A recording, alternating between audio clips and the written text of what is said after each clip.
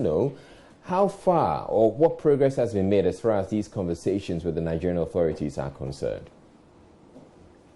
Very well. Good evening, Israel, and thank you for giving this opportunity to speak to some of these issues.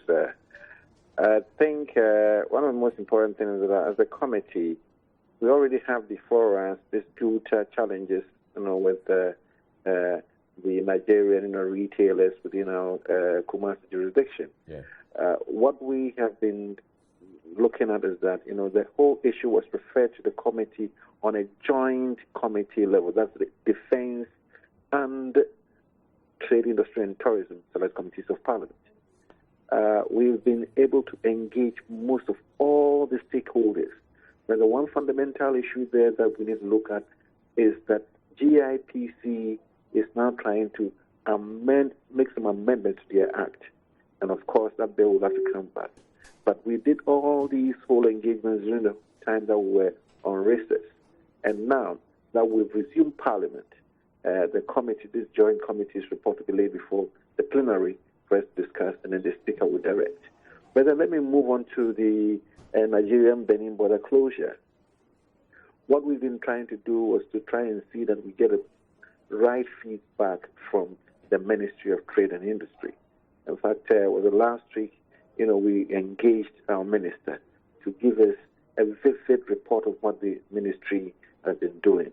Information that we took from the minister indicates that the minister tasked the Deputy Minister for Trade, Industry and Tourism, Honorable Carlos Ahinkra, right, and the Deputy Minister for Foreign Affairs. So these two Deputy Ministers move into the area, taking the whole trip by road and making sure that they experience exactly what is going on through these borders. But then let me say that there's a window of hope of what these two diplomatic arrangements have come up with. There is a window that all Ghanaian trucks which are behind the Benin border are going to be allowed to move in. And as of the time that we are having the report from the minister, that he has also received information from Carlos Ahinkra, Honorable, was that the arrangements are done. I think there's other few statistical information that the ministry needs to feed the Nigerian counterparts.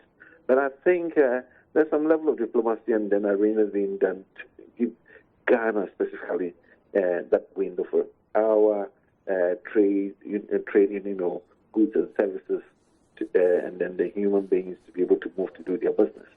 Granted, but it turns out that the people who are waiting behind the border have waited for a while, and the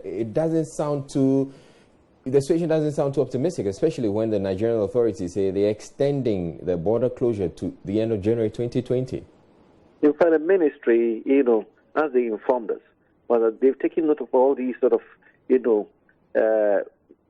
issues that Nigerians have claimed that they are security issues that they want to deal with the Beninese.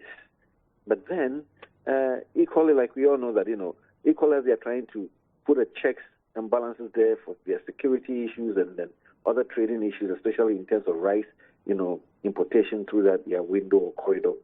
It's also affecting our traders, and then it has really slowed down the movement of, that sort of thing. But however, at least Ghanaians are having that window to go through. We all know that the situation is not quite pleasant, but then I think the conversations at that ministerial level are going on, and then Parliament Select Committee for Trade Industry, we are monitoring and following exactly what the actual final feedback will come up from.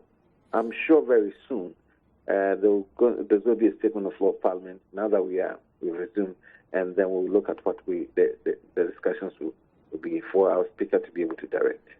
All right, thank you.